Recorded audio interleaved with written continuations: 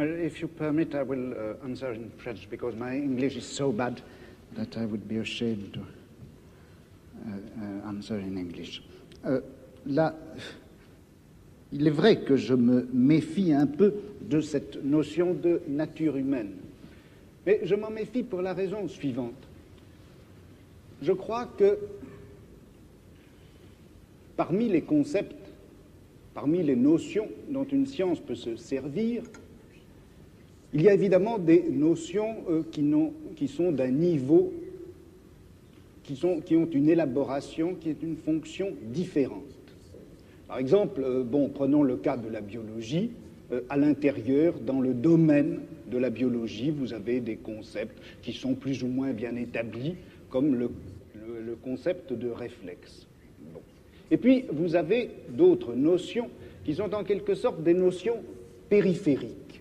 Des notions périphériques qui ne jouent pas un rôle en quelque sorte organisateur à l'intérieur de la science, des concepts qui ne sont pas des instruments d'analyse, des concepts qui ne sont pas descriptifs non plus. Ce sont des notions en quelque sorte qui servent simplement à indiquer des problèmes ou encore qui servent à indiquer des domaines d'objets à étudier. Prenez par exemple, il y a une notion comme ça qui, je crois, été très importante dans l'histoire de la biologie. C'est tout simplement la notion de vie. Bon, au XVIIe ou au XVIIIe siècle, les gens qui étudiaient la nature ne se servaient pas du concept de vie. Ils classaient les êtres naturels, qu'ils soient vivants ou non vivants, dans une espèce de grand tableau ou de grande hiérarchie. La vie était une notion dont ils ne se servaient pas et dont ils n'avaient pas besoin. Et puis, à la fin du XVIIIe siècle, un certain nombre de problèmes se sont posés, comme par exemple les problèmes de l'organisation intérieure de ces êtres dont on avait fait la classification. Ou bien encore, avec les progrès du microscope, le microscope d'Amici, on a vu apparaître tout un tas de phénomènes qui n'avaient pas été jusque-là encore perçus et dont les mécanismes, dont le fonctionnement n'était pas encore clair. Les progrès de la chimie ont fait également apparaître les problèmes concernant les rapports entre les réactions chimiques et les processus physiologiques de l'organisme. Et voilà que tout un domaine d'objets est apparu, domaine d'objets absolument nouveau pour le biologiste, et c'est cela qui a été appelé la vie. Et la vie, c'était une notion qui servait à indiquer le champ des objets et des domaines nouveaux que la science avait à parcourir. Bon, et je dirais, comme ça, en historien des sciences, si vous voulez, que la notion de vie a été un indicateur épistémologique, un index des problèmes à parcourir, et je me demande si on ne pourrait pas dire la même chose de la nature humaine.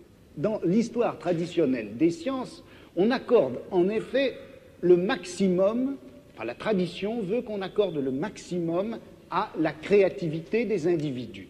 L'histoire des sciences, jusqu'à ces dernières années, consistait essentiellement à montrer en quoi un individu, que ce soit Newton ou que ce soit Mendel, peu importe, avait été effectivement le créateur ou le découvreur plutôt d'une vérité qui était là, inscrite dans les choses et dans le monde, et que personne avant eux n'aurait vu. Le postulat qu'il y a, je crois, qui dort en quelque sorte sous l'histoire des sciences traditionnelles, c'est ceci, c'est que la vérité est là pour être connue et que, pourtant, l'esprit de l'homme, par la suite, par l'effet d'un certain nombre d'inhibitions ou d'obstacles, n'est pas parvenu à voir cette vérité.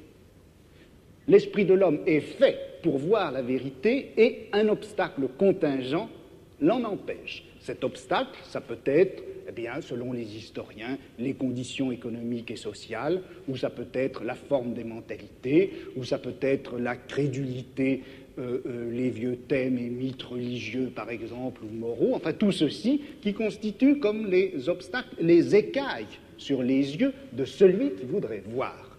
Mais en droit, l'esprit est fait pour voir, en droit, l'esprit est fait pour avoir accès à la vérité. Dans cette conception traditionnelle de l'histoire des sciences, d'une part, si vous voulez, on donne toute la créativité à l'individu, qui est en droit possesseur de la vérité, et puis on la lui retire par le système des obstacles qui viennent d'une façon tout à fait contingente l'empêcher de saisir, de formuler, de construire cette vérité à laquelle il a droit en principe. Bon. Alors, moi, le problème qui s'est posé à moi, c'était précisément un peu l'inverse. Parce que qu'est-ce qui se passe quand on assiste à une grande transformation scientifique?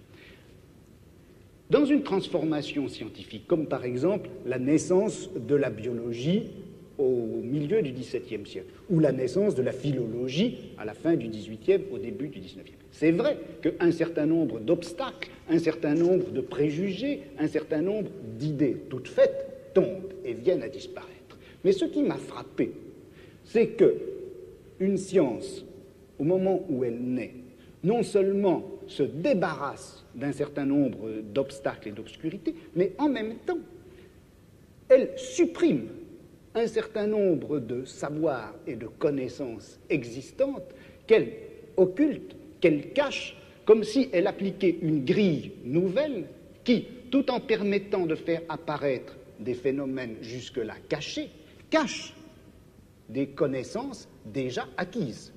Donc, une science, le progrès d'une science, l'acquisition d'une science, ce n'est pas simplement l'oubli des vieux préjugés, ce ne sont pas simplement les obstacles qui tombent, c'est une véritable nouvelle grille qui cache un certain nombre de choses et du coup fait apparaître. Donc, quand je critique la notion de créativité, je veux dire par là que, en fait, la vérité ne s'acquiert pas comme une sorte de création continue et cumulée, mais comme un jeu de grilles qui s'appliquent les unes sur les autres, cachées. Je crois qu'entre ce qu'a dit M. Chomsky à l'instant et puis ce que j'essaie de montrer, il y a en réalité beaucoup de ressemblances, c'est-à-dire qu'il n'y a en fait de création possible, d'innovation possible. On ne peut, dans l'ordre du langage ou dans l'ordre du savoir, produire quelque chose de nouveau qu'en mettant en jeu un certain nombre de règles qui vont définir l'acceptabilité ou la grammaticalité des énoncés, ou qui va définir, dans le cas du savoir, la scientificité des énoncés. Alors, disons en gros que les linguistes, avant M. Chomsky, ont surtout insisté sur les règles de construction des énoncés et moins sur l'innovation que représente tout énoncé nouveau ou l'audition d'un énoncé nouveau. Et puis, dans l'histoire des sciences ou dans l'histoire de la pensée, on avait beaucoup plus l'habitude d'insister sur la création individuelle et on avait tenu à l'écart, on avait laissé dans l'ombre ces espèces de règles communes, générales, qui sont en œuvre obscurément à travers toute découverte scientifique, toute invention scientifique, ou même d'ailleurs toute innovation philosophique.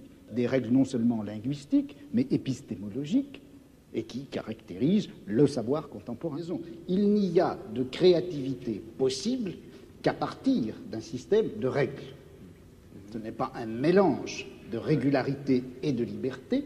Une liberté ne s'exerce réellement que sur fond et à partir d'un réseau de régularité. Le problème, alors, là, que je me pose, et où je ne suis pas peut-être tout à fait d'accord avec M. Chomsky, c'est lorsqu'il place ces régularités à l'intérieur, en quelque sorte, de l'esprit ou de la nature humaine. Je me demande si le système de régularité, de contraintes qui rendent possible une science, on ne peut pas les trouver ailleurs, en dehors même de l'esprit humain, dans des formes sociales, dans des rapports de production, dans des luttes de classe, etc. Mais quand même, qu'est-ce que la raison pour vous de parler de temps en temps de la mort de l'homme ou du fin de la période 19e, 20e siècle, n'est-ce pas? Mais ça n'a pas de rapport avec ce que nous disons, là. Ah, je ne sais pas, parce que je pense à... quand je traite d'appliquer, qu'est-ce que vous avez dit, à votre notion anthropologique. Vous avez refusé déjà de parler sur votre propre créativité et liberté, n'est-ce pas? Alors, qu'est-ce qu'elle a la raison? Quelles sont les raisons psychologiques, je me demande? Mais quelles sont peut-être... ça, vous le demandez, mais moi, je mais quelles sont les raisons, laissons-nous dire, plus objectives peut-être pour vous, votre conception de savoir, de la connaissance, de la science, pour refuser de répondre à des questions personnelles, n'est-ce pas?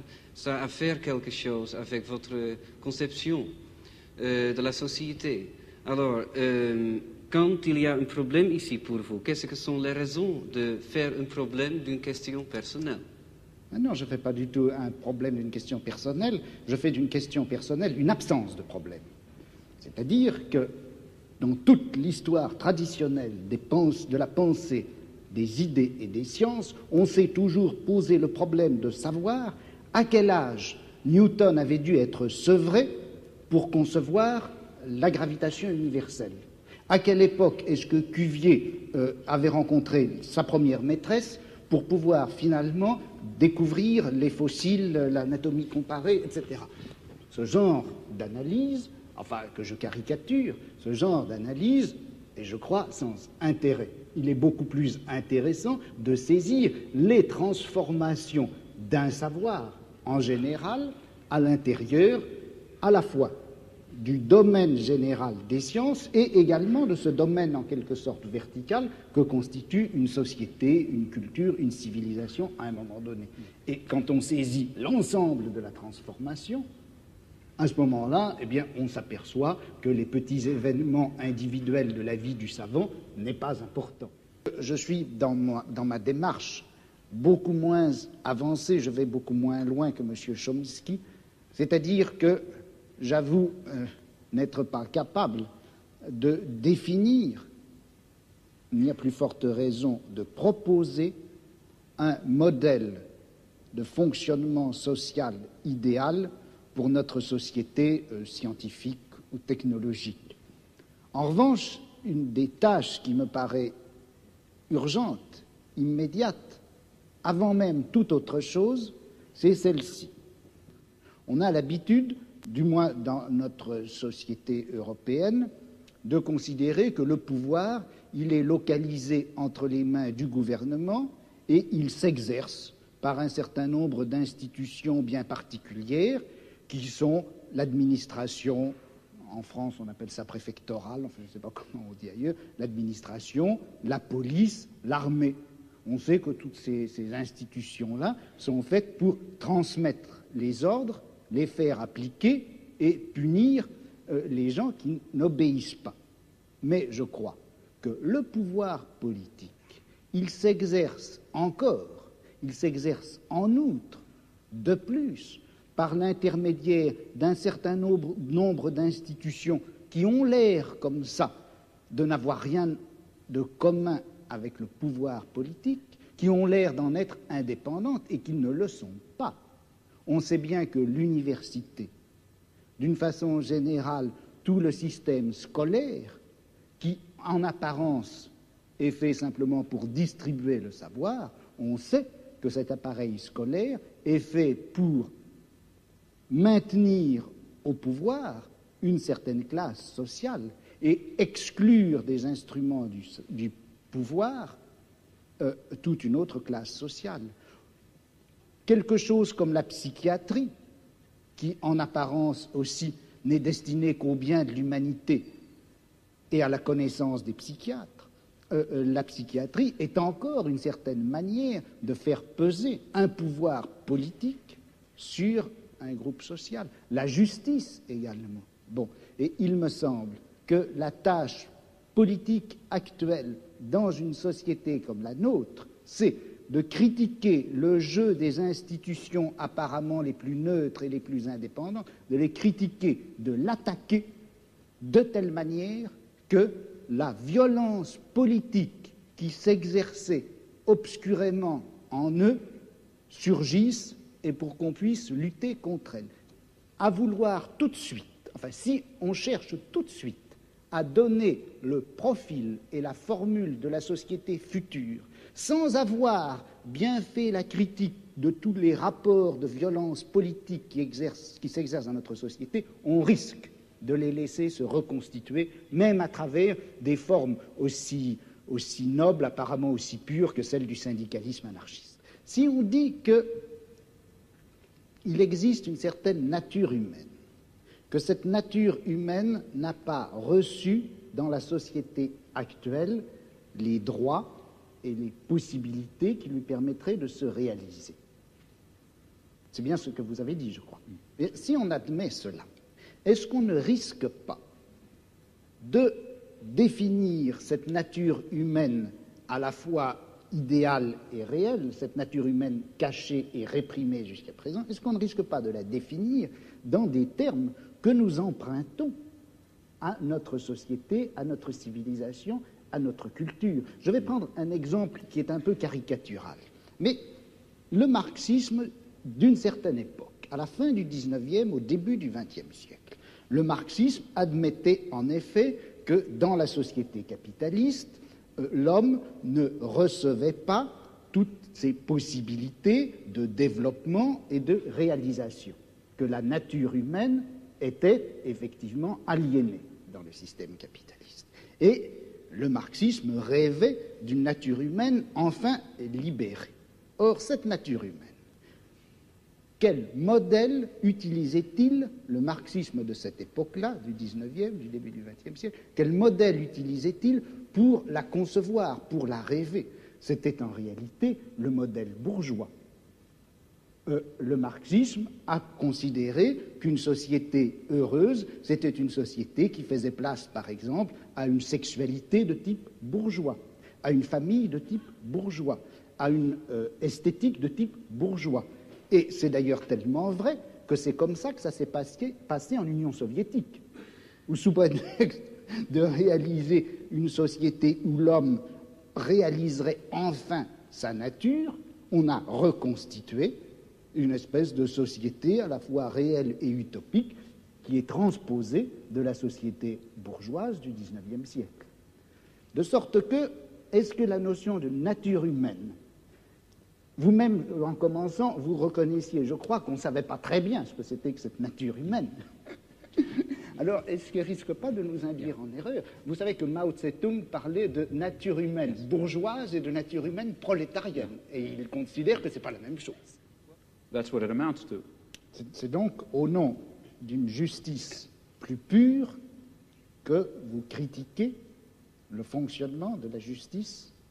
Parce que c'est pour moi, si vous voulez, important de savoir ça, parce que nous avons actuellement en France un débat sur le problème de la justice et à propos de l'institution d'un tribunal populaire à propos de la justice. Vous connaissez le problème. Et un certain nombre de gens, comme Sartre par exemple, pensent que pour faire actuellement la critique du système pénal en France, ou pour faire la critique des pratiques policières, de la manière dont la police se conduit, il faut faire une sorte de tribunal qui, au nom d'une justice idéale, d'une justice supérieure, d'une justice humaine en général, condamnera la pratique des juges français ou des policiers français.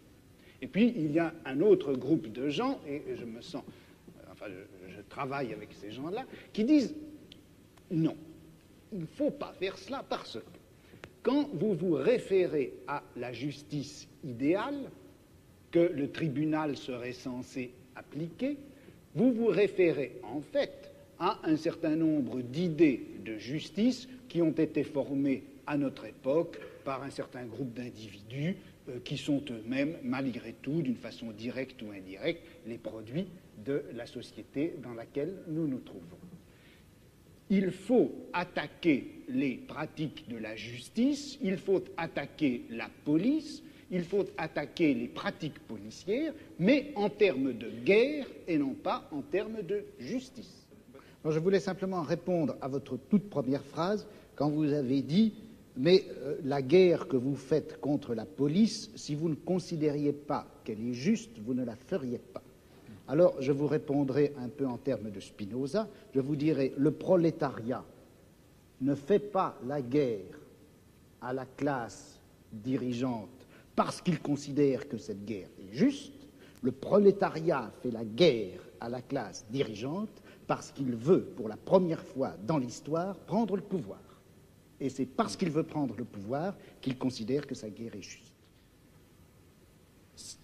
Quand le prolétariat prendra le pouvoir, il se peut bien que le prolétariat exerce à l'égard des classes dont il vient de triompher, il exerce un pouvoir violent, dictatorial et même sanglant. Je ne vois pas quelle objection on peut faire à cela. Maintenant, vous me direz, et si le prolétariat exerce ce pouvoir sanglant, tyrannique et injuste à l'égard de lui-même, le prolétariat?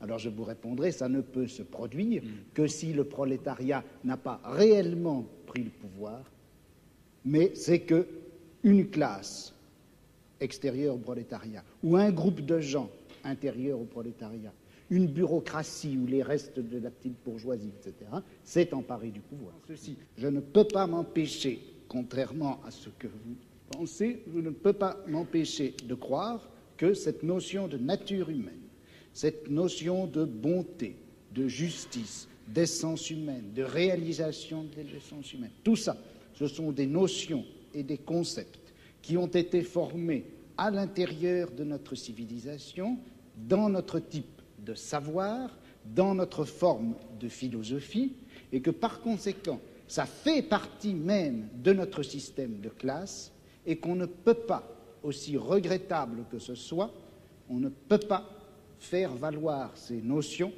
pour décrire ou justifier un combat qui doit en principe bouleverser les fondements mêmes de notre société. Il y a là une extrapolation dont je n'arrive pas à trouver la justification historique.